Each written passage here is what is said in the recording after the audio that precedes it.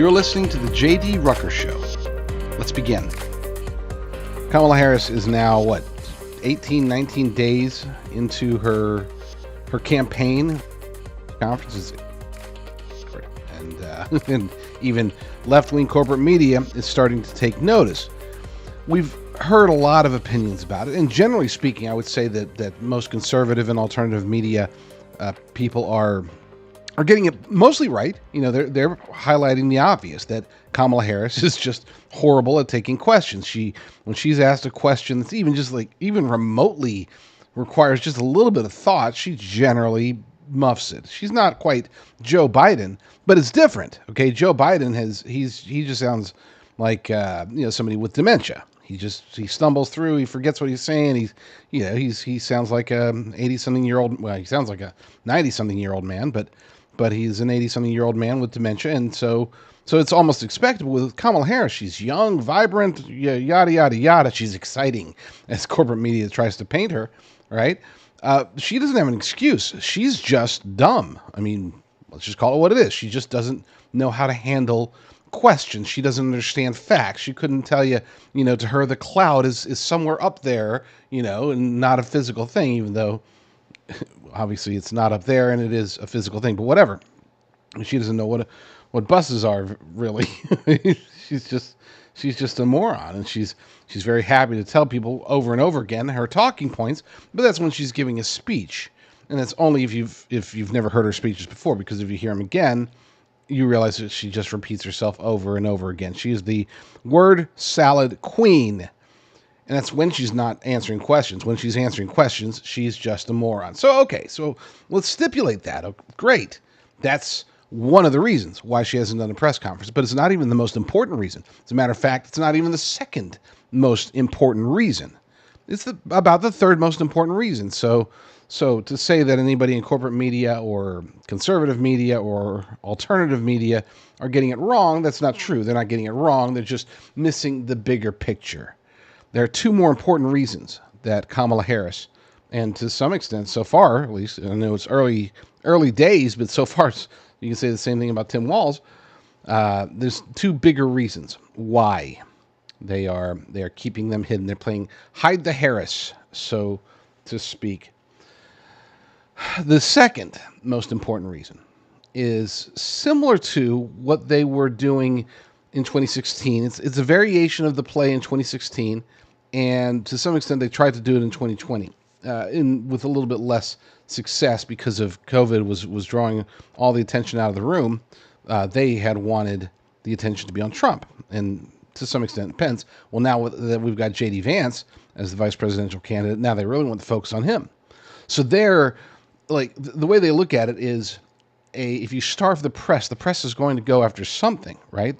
That's their job, and I know they're pretty darn bad at doing their job, but whether they're doing a good job or a bad job, they need to talk to people. They need information. They need to interviews. They need to ask questions.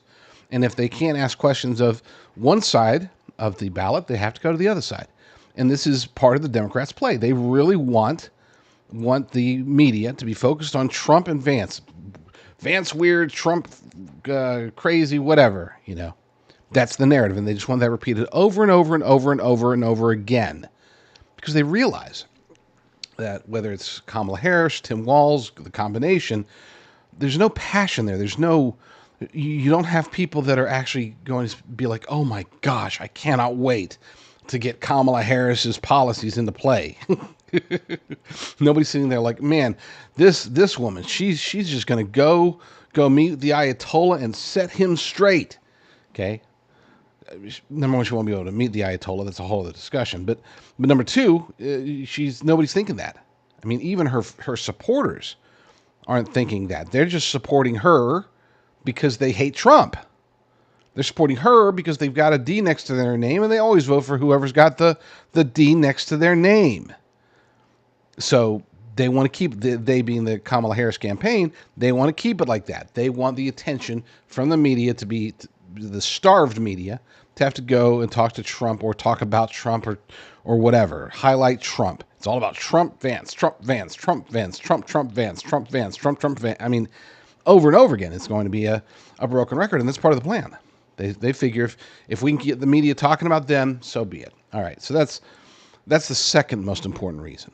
But the most important reason, and this is the part that, I don't say it irks me that other people aren't talking about it yet, and I'm sure somebody is. I don't watch every single show, but it's crystal clear to me, and yet you don't get to see a whole lot of discussion, at least not making the connection to her absence. Her absence is their way of basically playing campaign by surrogate.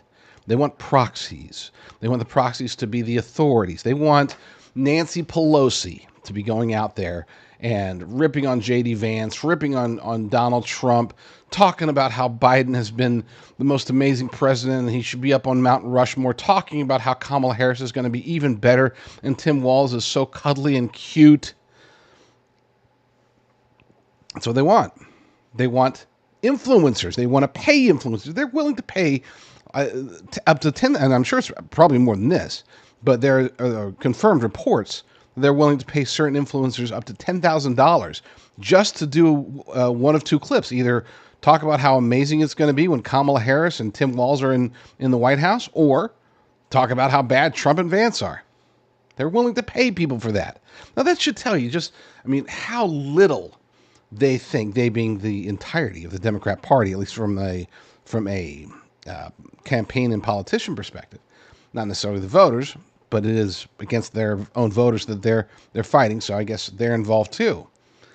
It is a matter of, hey, these guys are stupid. They're going to listen to what this TikToker says more so than they'll listen to Nancy. We got some people in our party that are stupid enough to listen to Nancy Pelosi.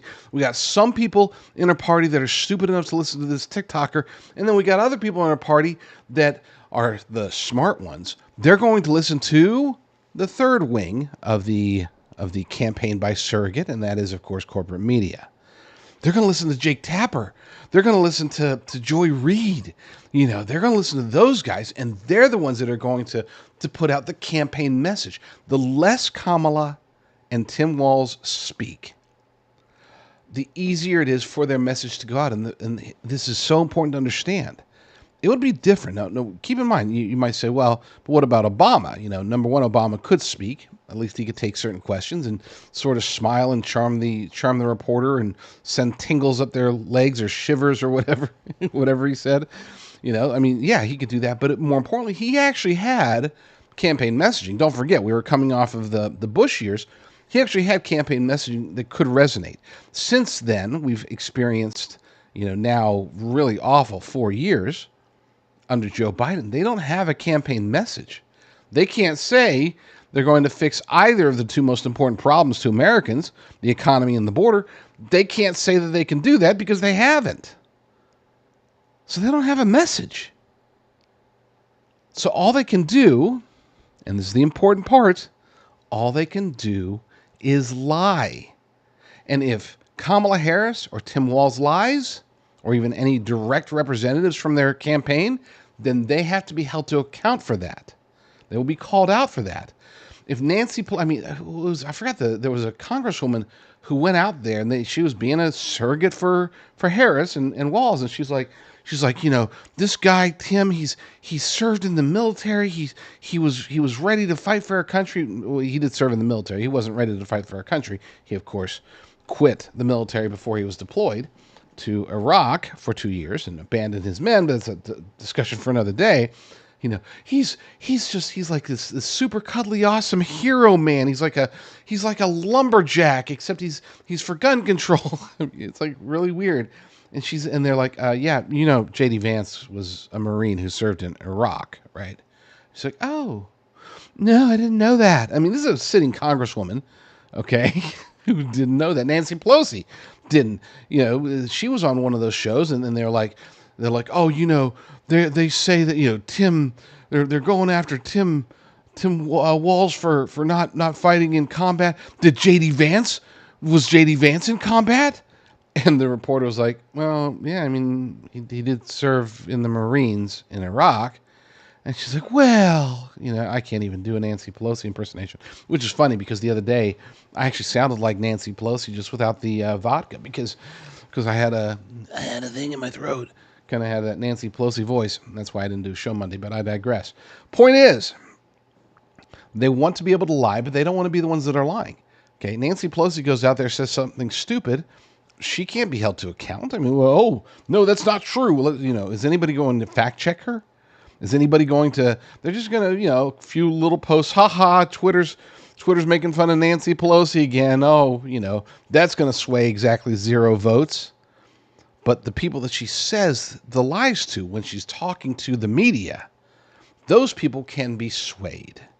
Those people can be made to feel at ease about the ticket that they know nothing about. They don't know anything about Tim Walz. They don't know anything about Kamala Harris, who's been vice president for almost 4 years. They don't know anything about them at all. And that's part of the plan. This is what Democrats are trying to do. This is why you won't see Kamala Harris or Tim, even if they do. I mean, they're going to have to do, I assume. I think they do. They're going to have to do a press conference at some point between now and the election, but they are going to be minimized. Okay, they'll do rallies, great, because a rally is a one-way conversation. They'll put out campaign videos, that's a one-way conversation. Anytime there's a two-way conversation, even if it's with a reporter that is a friendly reporter, they're terrified of Kamala or Tim either sounding stupid, looking unhinged, because Tim Walz is pretty darn unhinged. And Kamala is too, for that matter. But so they don't want them looking stupid. They don't want them sounding unhinged, and they don't want them to have to lie. Because if they are forced to tell the truth is ugly right now for the Democrats, especially if you're Kamala Harris or Tim Walz. Speaking of Tim Walz, this is a dude that is just loaded with controversy already. It's only been 3 days, and everybody's talking about this scandal, that scandal. He seems to be just an absolute Marxist idiot. On top of that, he's also apparently a perpetrator of stolen valor. This is one of the stories that's getting a lot more attention, I would say, than other stories, and it is a big deal, okay? And I'm going to play a little clip of somebody who knows the information a lot better than I do, but I just want to talk real quick. My 2 cents on this. Okay, he was in the Army National Guard. He was given the rank at one point, a provisional rank of Command Sergeant Major. This is the second highest enlisted rank in the Army. Okay, and as a member of the Army National Guard, I mean, to put in perspective, we have to understand this isn't just, oh, you got a promotion. No, we're talking about there's like a dozen of them in the entirety of the Army National Guard at any given time. This isn't like, oh, you work your way up. I mean, it's kind of like being a general, okay, except as a non-commissioned officer, right? There's probably more generals than there are command sergeant majors, okay? So let's not dismiss this. And to achieve that is just, I mean, that is, you are the ultimate warrior. You are a true soldier's soldier. And you've been serving your country faithfully for a long time. But here's the thing. He decided to leave before being deployed to Iraq. This is why, they're accusing him of stolen valor, not just because he quit, but because he still claims the rank. Okay, he still claims the rank of Command Sergeant Major, and that's something that you just don't do. You just don't do it willy-nilly. That'd be like Hillary Clinton claiming that she's president of the United States. She isn't. Yeah, she might say, well, but I got the most votes, okay? I got the most votes in 2016, so technically speaking, I had more people that wanted me to be... I guess it's not really a direct connection, but you get the idea. There is no direct connection. It's all sorts of weird. It's very weird that he would continue to claim that. And I get it. It's a great honor, but that's sort of one of those things when you say, hey, I'm going to leave because I don't want to get deployed. Well, okay. Maybe you don't want to keep pretending like your rank wasn't withdrawn or revoked or whatever action they took he wasn't demoted. They just basically, they made it to where it didn't happen. And that's important to understand because even though for a period of time he technically held the rank, you can't still claim it. Okay? But he does. Still does. But here's the important part. And I'm going to play this clip here in a second. But here's something that you've got to understand. He claims, the claim is that he quit not because they were going to get deployed, but because he was going to run for Congress, and he considered that service to be more important. And he also claims he's got people that he talked to. He says, look, I was talking about and asking my men about running for Congress before we were supposed to get deployed, and this is true. But what is also true is that he didn't start even considering or talking to anybody about running for Congress until after the orders came down that they were to be deployed. So in other words, I'm not accusing him of things. I'll leave that for other people. It just seems to me, based upon the timeline, based upon circumstantial evidence, that he's sitting there as a command sergeant major. There are fewer command sergeant majors than there are congressmen. I mean, it truly is legitimately an honor to achieve that rank. And he's thinking, I'm going to drop that and I'm going to go run for Congress instead of being deployed to Iraq. It seems as if, again, I don't know his heart. I don't know the conversations. I don't know. All I know is the timeline and how it looks, and it sure looks bad. But let's play this video. Somebody who actually knows a lot more about it. He's back again to wage a public war of words against Tim Walz. He abandoned us. I mean, what the hell kind of leader does that? I mean, he just, as soon as the shots were fired in Iraq, he turned and ran the other way and hung his hat up and quit. We'll get to Barron's new message for voters in a moment. But this all starts years earlier when Barron says Walz's misleading statements about his military service first led him to come forward in the fall of 2018. So you try to get this message out, but Minnesota's largest newspaper checks it out, says it's 100% true, but yet refuses to print. When I hung the phone up, I said, what the hell is this, North Korea? Back in 2005, a warning order went out to the 1st Battalion, 125th Field Artillery to mobilize for a mission to Iraq. At the time, Walz served as the unit's highest non-commissioned officer, but months later, Walz would retire from the Guard, avoid the deployment, and run for Congress. Tom Behrens was next in line for the position and was asked to take his place. I was like, well, for Pete's sake, if this guy quit, and if I say I'm not going to do it, I mean, what the hell kind of leadership is that? If a company would say that we're going to deploy to Iraq or somewhere and you're going to be gone for whatever amount of time, and then a foreman just says, no, I'm not going. I mean, what does that say to the 500 people that work in that factory? Behrens would go on to serve in Iraq on a nearly 2-year deployment as a command sergeant major. All while Walz began using that title as a congressman. Behrens says he first contacted Walz with his concerns, sending these letters to Washington. They all went unanswered. But then we fast forward to the election in 2018 in Minnesota, and you try at that time to get people's attention with this story and also with what seems to be a very misleading statement that he continued to make about his service. It kind of just sat there. When he was a congressman, he bragged that he was a command sergeant, retired command sergeant major. I'm the highest ranking person ever in the House, and all this lie that he was telling. The state of Minnesota came out after 2018, after this was exposed, and they said, well, he can say that he served as a command sergeant major, but he can't say he's a retired one because he's not. And that's what he was saying. And he was saying that, and there was lots of lots of cards coming in the mail, for him to be elected. They said right on there he's a retired command sergeant major, just tooting his own horn, just hanging on the coattails of people that actually are command sergeant majors that went through all the process and put all the time in. A spokesperson for the Minnesota National Guard said Walz wasn't able to retire as a command sergeant major since he failed to complete coursework and requirements related to the rank. Verified documents show the Army corrected his service record. Walz was reduced in rank to an E8 Master Sergeant after retirement and his conditional promotion. Alpha News again asked Governor Walz if he's using the command sergeant major rank on his campaign website for political gain this year. A spokesperson said this has been in the news before and pointed us to a past story where Walz said, quote, normally this type of partisan political attack only comes from one who's never worn a uniform. It's stolen valor is really what it is. I don't know of anybody else that's done what he's done, but we called it the truth about Tim Walz. In 2018, Behrens gave the story the full court press. We, retired command sergeant majors of the Minnesota National Guard, feel it is our duty and responsibility to bring forth the truth as we know it concerning his service record. I put together information on it and I sent it out to every single radio station and newspaper and TV station I could in the state. The bottom line in all of this is gut-wrenching and sad to explain. When the nation called, he quit. Twin Cities TV stations and the Star Tribune were silent, even after Barron says the newspaper checked it all out. The Star Tribune endorsed Walz in 2018 for governor.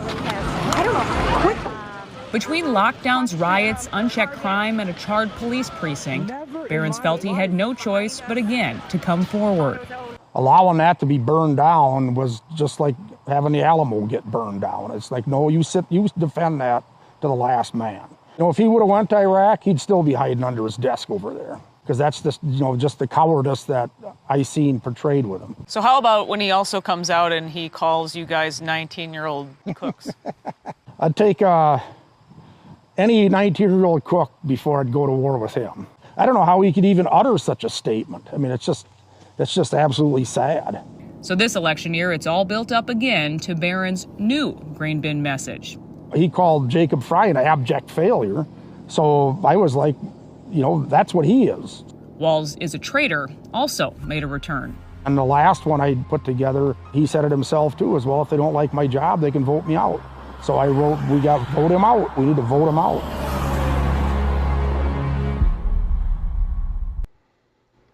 All right, so anybody who says, maybe he really did just want to run for Congress.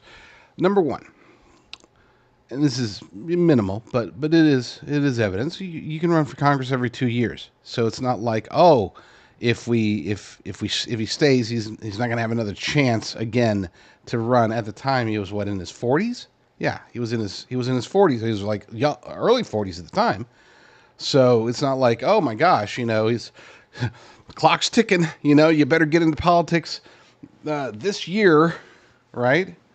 So he resigned in 2005. But here's the most important part, I think, as far as understanding the decision making that went into this. Why he left because of the deployment and not because of some burning desire to be in Congress. The reason that he could not retire as a command sergeant major is because he didn't put in enough time. As a matter of fact, he was less than 2 years away from being able to retire as a command sergeant major. That's again, it's sort of like working your way up, winning a presidential election and then resigning after a year. You don't even finish your first term. Well, I guess I keep trying to make these false parallels here. That's the second false parallel of this segment. I'm going to stop doing that. It'd be like finally achieving your goal and then letting it go. He just had to go serve in Iraq, be deployed, come back, and he could have retired at that moment, had time to run for Congress. Okay, and at that point it would have been 2008. He could have ran for Congress in 2008, still would have been in his early 40s, and would have been able to retire as a command sergeant major. You have to understand how important that rank is to appreciate that he made a decision not because of politics, not because of he just thought, master sergeant's good enough. Okay, that's not the thinking there. You don't work your way up and spend your life in service and think, oh, well, I guess I'm just going to fall just short of the finish line so that I can go run for Congress, which I could do every 2 years. No, he left. I'm just going to call it how I see it. I believe that he left because he didn't want to serve in Iraq, period. Do you have any aches and pains? Chronic inflammation might be the culprit. Meet Sweetamine, the natural way to fight inflammation. Sweetamine is packed with the amino acid glycine, the same nutrient found in bone broth that helps to regulate inflammation. Many of the diseases we face today are rooted in glycine deficiency. Just one daily serving of Sweetamine provides 8 grams of glycine, enough to stop excess inflammation right where it starts. Most people feel pain reduction after just a few days. Perfect for post-workout recovery, Sweetamine is all natural, contains no sugars or carbs, and has only 24 calories. It's ideal for diabetics, too. Use it like sugar in your favorite drinks, smoothies, or sprinkled on cereal. Try our 12-day challenge trial pack for only $19.95 with free shipping, completely risk-free. And for a limited time, enter promo code RUCKER at checkout for a $5 discount. Order Sweetamine now at sweetamine.com or call 855-GET-SWEET. That's 855-438-7933. Live pain-free with Sweetamine and take the challenge today. So I talked about this one yesterday briefly during the live show over at Worldview 2. You can always see that at 1:30 p.m. Pacific time, 4:30 Eastern, on my Rumble channel at jdrucker.com/rumble. I'm live for 30 minutes with phone calls. I can do phone calls, so that's always fun. But we briefly touched on the why do they pick Tim Walz, and it really comes down to one thing: is that nobody else wanted it, and this came. I don't want to give credit to a source that doesn't want to be known, but this particular source that I have used for a long time has always been right. This is a source. This is a Democrat source who is very very nicely placed. Who gives me information not because this person is like anti-Democrat or wants to help the Republicans. They give me information because they want their party to be fixed. And they do believe that in this particular case there is a bit of a controversy. To put in perspective, just briefly, this is the same person who told me back in 2020 that before Super Tuesday for the Democrats, the week before, the source told me that both Amy Klobuchar and Pete Buttigieg would drop out before Super Tuesday, which made no sense because Amy Klobuchar's her home state was on Super Tuesday, and she was doing very well at the time, and Pete Buttigieg was in second place. Okay, he was just behind Bernie Sanders in delegates. So there was no reason for them to drop out ahead of Super Tuesday, except that they were pressured, of course, by the Democrats, the DNC, the powers that be, Barack Obama, whoever else who wanted Joe Biden in there because they could control him, because they could do exactly what they've done for the last 4 years. Plus, there's the whole concept of perhaps he would be better suited to help them to acquire the election, I guess is the best way to put it. We'll just say it, to steal the 2020 election. So yeah, this is that source, and I've had a few other doozies from this source in the past. This particular time, they said, I was told that both Mark Kelly and Josh Shapiro dropped out. It's not that Kamala didn't want to pick them. It's that they didn't want to do the job. Okay, they didn't want. I'm sure they would have wanted to be VP. I don't think they were confident that they could get there. And I would say that at least with Mark Kelly, senator from Arizona, that Barack Obama probably played a hand in saying, "Hey, man, you got a bright future. You get on this ticket, your future's done." Basically, and it's probably true. Okay, I mean, Tim Walz will perform far worse than even Mike Pence did. Okay, Mike Pence trying to run his primary, that didn't work out very well for him, and I think that whoever runs, in this case obviously it's Tim Walz, will have the same basic chances of being able to run in 2028, and both Mark Kelly and Josh Shapiro have their eyes set on that. Shapiro made his decision a little bit later, but the decision was made, and again, they're not going to say this, corporate media is not going to cover it, but even politicos, to their credit, did at least bury in one of their stories that, hey, by the way, it's not that they picked Tim Walz because they didn't want Shapiro, it's because Shapiro didn't want the job. There's an article that was posted a couple days ago, actually, by Matt Margolis over at PJ Media, but I want to cut to the part from Politico. This is according to the report. They said, why not Shapiro? By contrast, Pennsylvania Governor Josh Shapiro's team felt that his own interview with Harris did not go as well as it could have. And that's a clear sign of, it's not you, it's me. Okay, it's me. I'm the one that failed at the interview. It's not that I don't like you. I would totally take the job, but I didn't feel like I did well in the interview. So it's such BS. There was, quote, not a great feeling coming out of it, according to a person in touch with Shapiro's advisors. A person familiar with the selection process told our colleagues that after their meeting on Sunday, Shapiro called Harris's team and made clear that he was, quote, struggling with the decision to leave his current job as governor in order to seek the vice presidency. In other words, no, Shapiro didn't get passed over. A lot of people saying, oh, look, the Democrats didn't want him because they're anti-Semites. they didn't want him because he's Jewish, and this is no. They would have loved to have had him. Kamala Harris has all of her credibility on the left, on the anti-Zionist side, and it's still not much. They still protest her just as they protest Biden, and they'll protest whoever because they like to protest. Okay, anybody who's not out there saying death to Israel and they want a one-state solution, and that's only either a secular or an Islamic solution for the so-called nation of Palestine. Anybody who doesn't say that, they're part of the problem. So even the radical anti-Zionists are against Harris, but the Jews aren't happy with her either. Okay, Democrat Jews are not happy that she's been even more pro-Hamas, pro-Palestine than even Joe Biden has. Joe Biden's been kind of toeing the line, right? He's actually, his stance on Israel-Palestine has actually been relatively neutral, leaning towards Israel, of course. Kamala's been on the other side. She leans towards Hamas. So having Shapiro on the ticket, it's like, well, Kamala's this, but she's got a Jew. She's got a Jew on the ticket, so we're going to go ahead and stick with her just for the opportunity to have a Jew in the White House. And you might say, oh, that sounds no, that's legit. That's the thought process there, at least from the Democrats. Kamala would have wanted Josh Shapiro. Okay, he turned her down. He said no.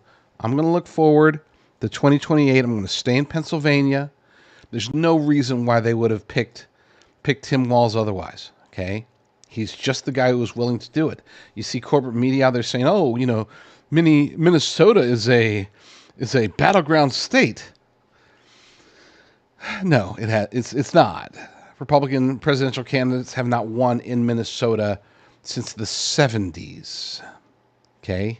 In 1984, I said this story, it's got to be repeated. In 1984, President Ronald Reagan carried 49 states. The one state he didn't carry was Minnesota. Now, granted, he was running against Walter Mondale, and Mondale was from Minnesota, so that's why he was able to carry it. But to end the possibility of a total sweep, but otherwise, 49 states voted Reagan, one state voted for Mondale, and that was, of course, Minnesota. So no, Minnesota's not a battleground state. There's absolutely nothing appealing about Tim Walz other than that he was ready to take the job.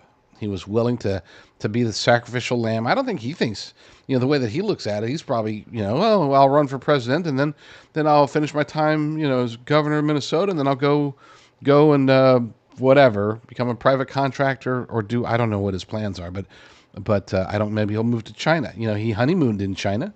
He loves China a lot. Okay. He taught in China. He's been back and forth to China on trade missions or ventures. So maybe he'll move to Beijing. Maybe he'll become a lobbyist for the Chinese Communist Party. Who knows? But he doesn't have any prospects for 2028. Otherwise, he wouldn't have taken the job either. So yeah. So there's that. So point being is that you've got a diversity hire in Kamala Harris. You've got a sure, why not hire in Tim Walz. Does this mean that they're giving up? I mean, that's a fair question. Are they just going to say, you know what, we gave it our best shot. This isn't our year. We were dealt a bad hand. Joe's dementia came in too fast. It's just, we just can't do it. It's just no good. Is that what they're thinking? No, they're not. They are thinking that, hey, you know what? If we can just keep Kamala out of the spotlight, if we can just keep Tim Walz looking cuddly and have corporate media repeat over and over again just how cuddly he is, and I'm going to play that here in a second. But, if we can just do that, then, we'll be okay, right? Because we can steal elections.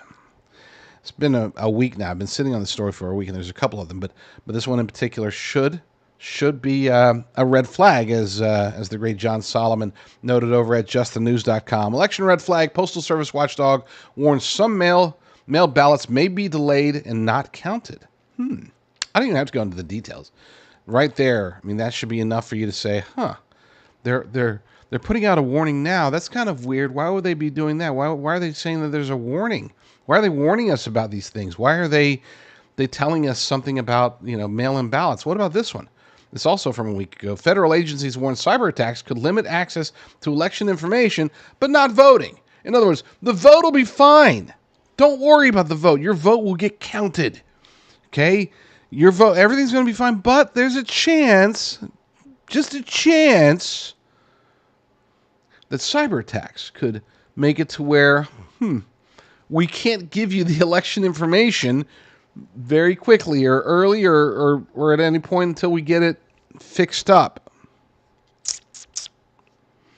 I'll read a little bit from this. The FBI and the Cybersecurity and Infrastructure Security Agency, the CISA, warned voters this week that attacks on election infrastructure this year could hinder their ability to access information about elections, but said they would not affect Americans' ability to vote.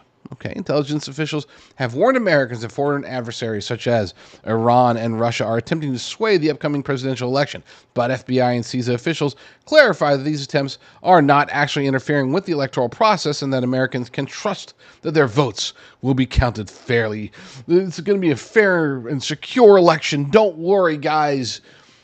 But we are going to, just for good measure, they're going to drop stories, just sprinkle them in there between now and Election Day, giving you a reason to think, well, that's peculiar. There's a peculiarity there in Maricopa County or Gwinnett County or wherever, peculiarities. But they've been talking about these for a while.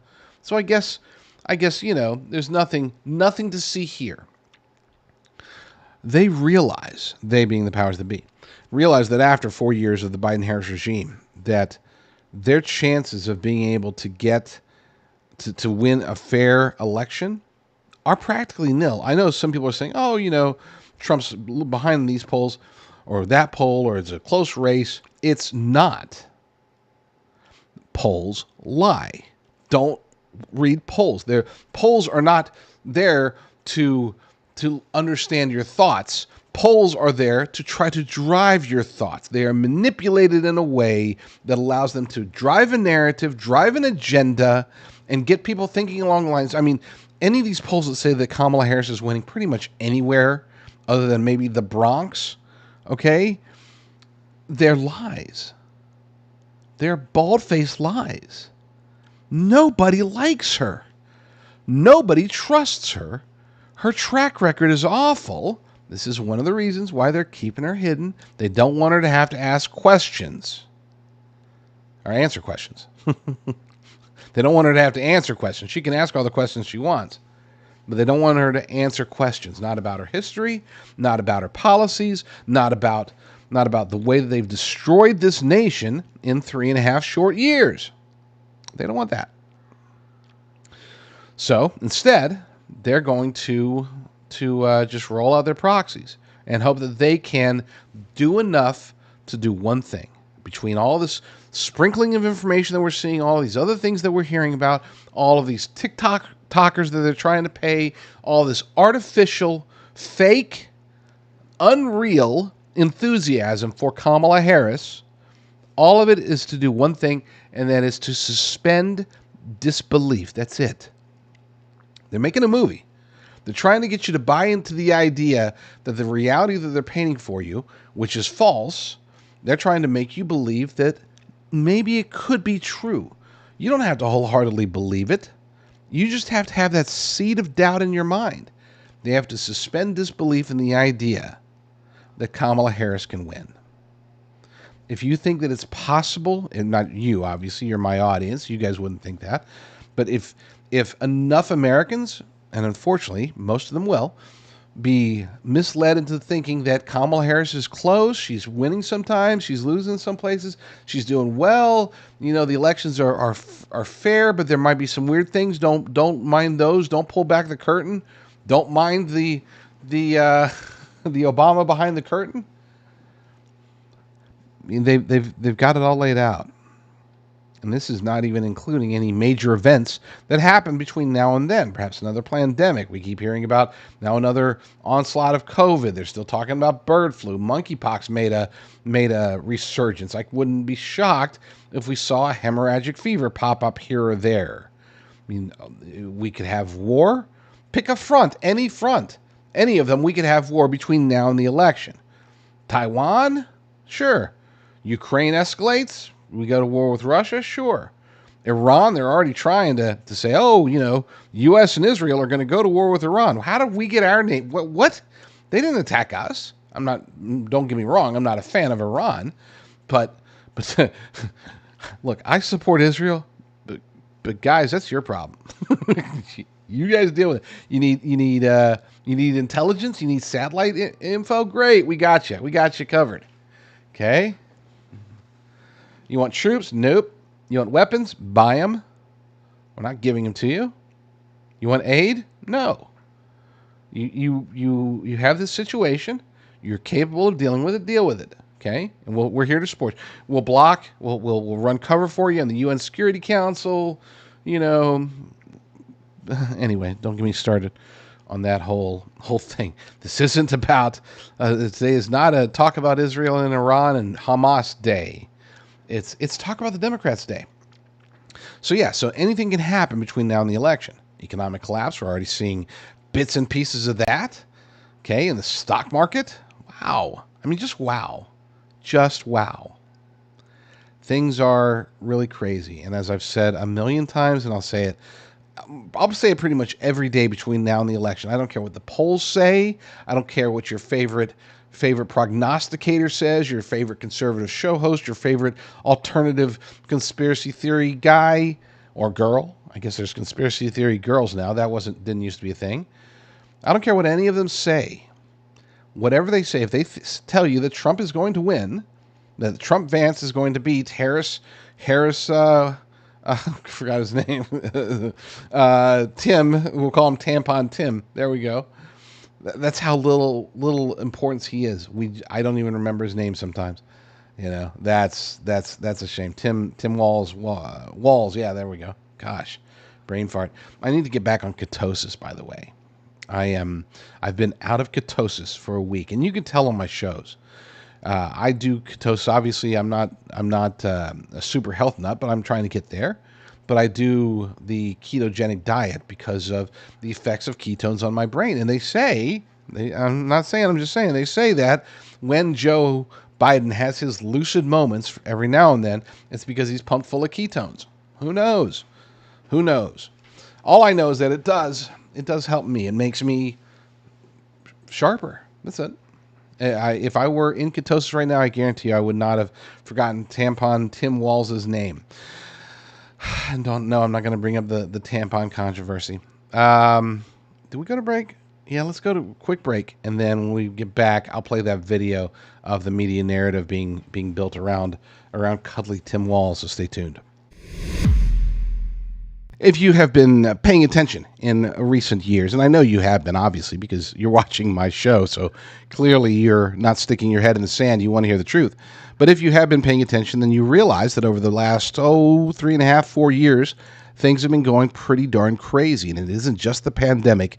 We should have been in full-blown recovery mode since then. Things are crazy for other reasons, and I think you know why. I am very blessed, pleased, and honored to be working with a company that helps people to secure their retirement, secure their life's savings. This is a company that doesn't just work with me, works with some much more important people than me, people such as Mike Lindell. If you go to rumblegold.com, you can work with Genesis Gold Group, and you can sign up, get a free definitive gold and silver guide, help you make sure that you're doing the right things as far as your investments go. People like Dean Cain, there's Mike Lindell again on the screen. You got people like Joe Altman, Conservative Daily Podcast, one of my good friends. He's fantastic. All three of them are, and I might not be fantastic myself, but at least I do know a thing or two when it comes to trying to defend our nation. when it comes to trying to spread the gospel. Genesis is an unabashedly faith-driven company.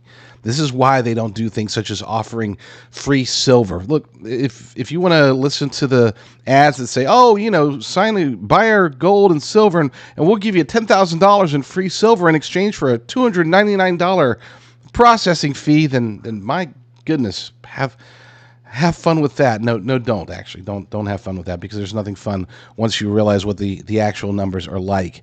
Go to rumblegold.com if you have a retirement, if you have wealth that you want to protect, and you want to protect it with physical precious metals. Rumblegold.com is the place to go. Endorsed by Mike Lindell, and perhaps more importantly, endorsed by me.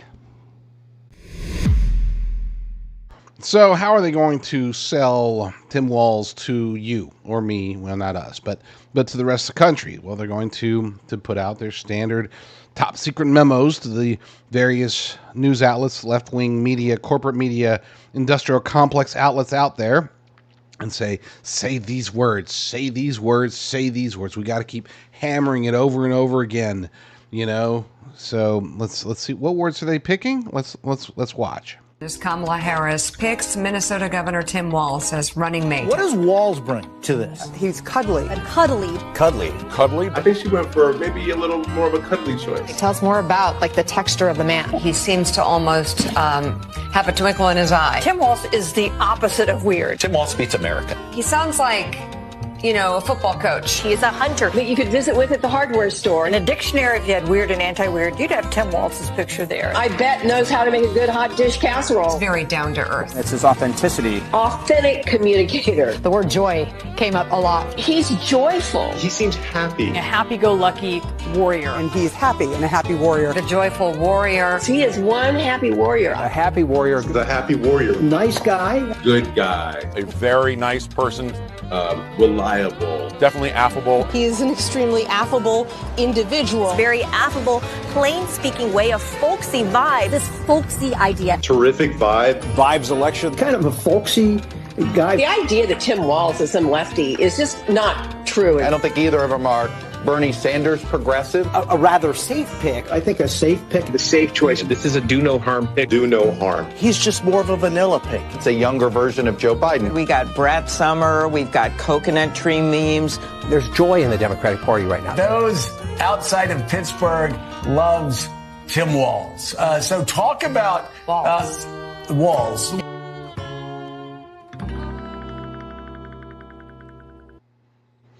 Washington Free Beacon has been doing a very good job of putting this stuff together. I used to always have to go to Tom Elliott or Newsbusters or whoever, but WFB they've been stepping up. Maybe they always have. Maybe I just never noticed them before, but they've been really putting these compilations together nicely. So that's the push, right? And I can picture the Kamala Harris campaign strategy session. It's like they hang up the phone. Oh, Josh isn't going to do it. We can't get Shapiro. We lost Mark Kelly. Michelle won't return our calls. What are we going to do? It's like, I guess it's Tim. And then they're like, okay, so what, how do we sell Tim Walz? And they're all looking at him. They're staring at the screen, and, maybe a few tears are coming down their face. And they're like, oh, well, I mean, he looks kind of cuddly. I guess we could call him cuddly or something, and that's what we'll say. And we'll go from there. Hold on one quick second, because for some reason somebody's at my studio door. Come in. I'm recording what? Somebody just walked in my studio and then said, hold on, and went somewhere else. Oh my gosh. What in the world? You're really good. I'm in the middle of a show, dude. What? You can't stop a 7-year-old after I get him a new army truck. Okay, show the audience your army truck. Let me see. Come on, what are you showing me? No, you got to show it on camera. What is it that you're showing me? Okay, so yes, we got you. We got, what's that? Oh, what is that? What is going on here? Oh, yeah, that's how you keep it up. Yeah. So yeah. So you're going to be in big trouble later, because that's definitely not something that you have to knock on my door continuously about when I'm in the middle of a show. But it's still, no, you're fine, buddy. You can always knock on my door. Get out of here now.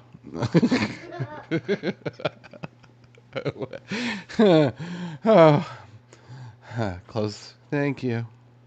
You know, I would never in a million years would I ever trade having the blessing of being able to work at home. I've been doing it for long before COVID. I've been working from home since about 2009. It's been wonderful, and I would never trade it. I couldn't go back to an office ever again. It's one of the reasons why people ask, "Why don't you run for office?" Nope. I don't want to be required to spend any time away from my family. But with that said, that what you just saw is the occasional diversion. I don't even remember what the heck I was talking about. So you know what? Let's just burn through it.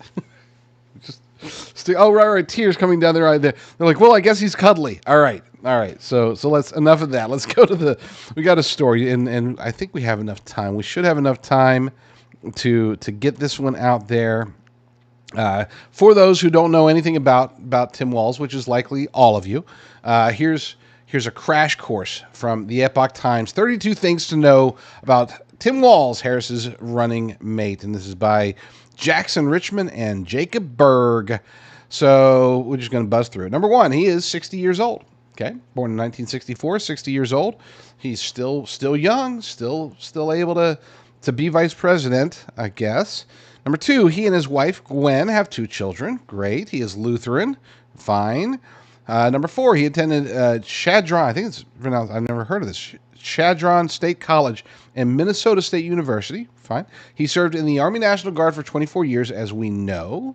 He was a school teacher. He taught at Mankato West High School in Mankato, Minnesota for 2 decades. There's a young, this is the pre-cuddly days, by the way. This is, back then he was a young strapping man. Now he's, of course, he's just cuddly. That's his only appealing quality, apparently, to Democrats.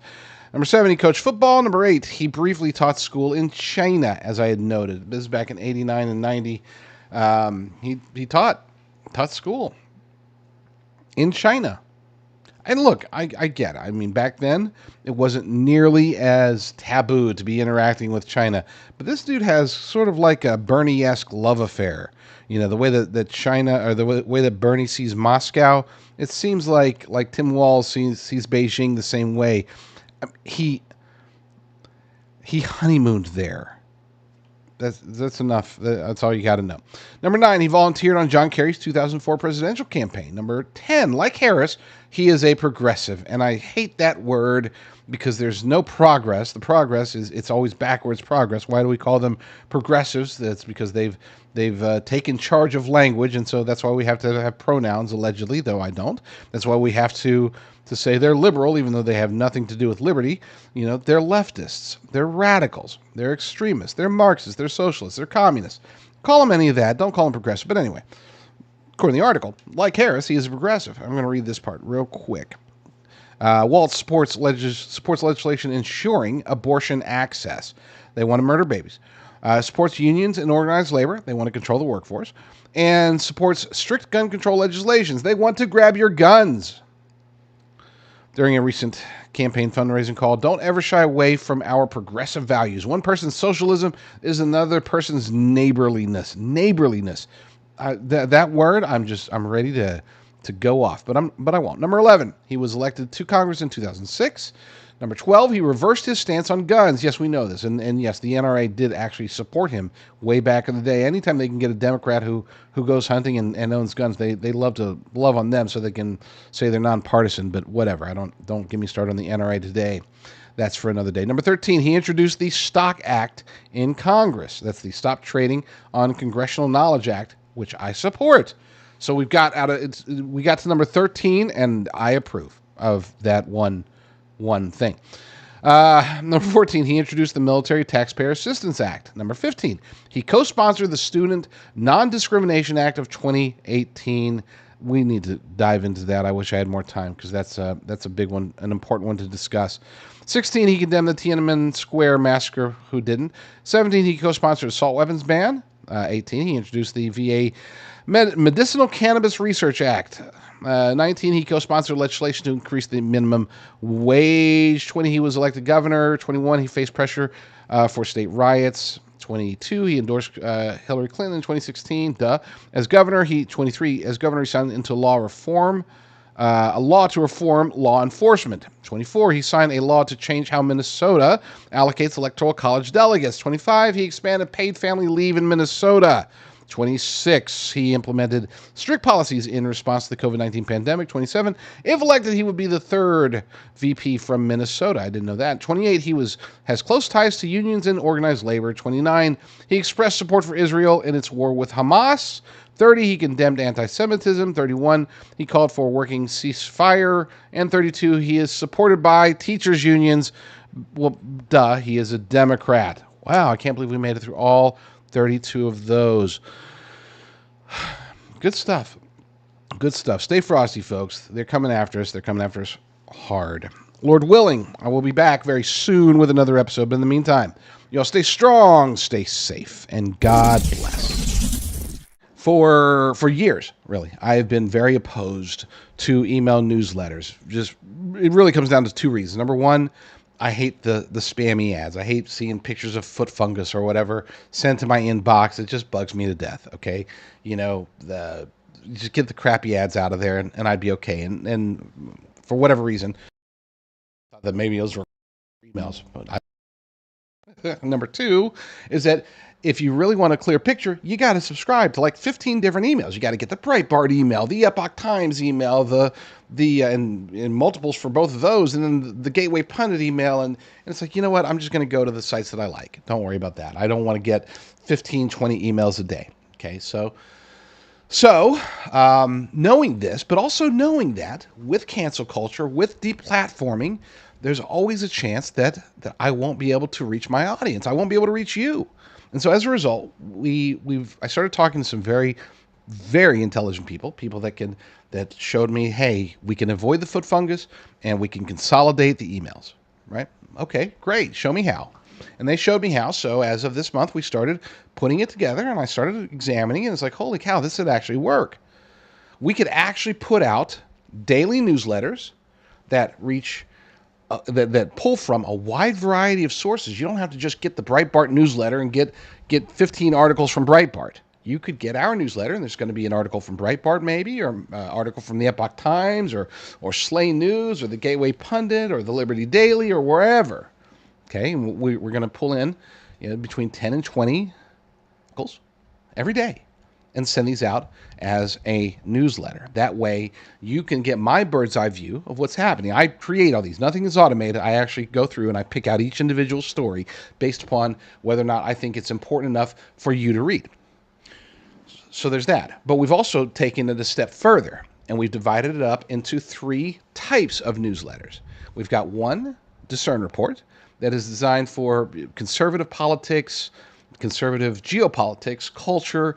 I don't want to say standard because there's nothing standard about it, but it's the sort of stuff that you could take it and you could send it to your Fox News watching grandmother and not be too embarrassed or think that she's going to think that you're into like snake venom injections or anything like that. So and you can get to there by going to discernreport.com. discernreport.com, and there's a sign up there. That's the homegrown version. Or you can go to discernreport.substack.com and sign up there. Either way, it's the same content. So whether you go there or there, sign up and you'll get that newsletter. So we have newsletter number 2, which is called Based Underground. You can go to basedunderground.com and be able to sign up there, or you can sign up at basedunderground.substack.com. It's based, it's underground. It's going to be more of the snake venom stuff. The more conspiracy theories is the easiest way to put it. And for those who, if you're not aware, I'm very selective with the conspiracy theories that I publish. I'm not out there just grabbing all kinds of crazy things. It's okay, so this one might be legit. Let's go with it. And then the third one, arguably the most important one, is the J.D. Rucker newsletter, jdrucker.substack.com. You can get to it through noqreport.com, through americafirstreport.com. This is going to be everything else. Everything that I do, everything that I believe is important, I'm going to put it there. So check them out. There's 3 options. Pick 1, pick 2, pick 3, and start getting the truth every day.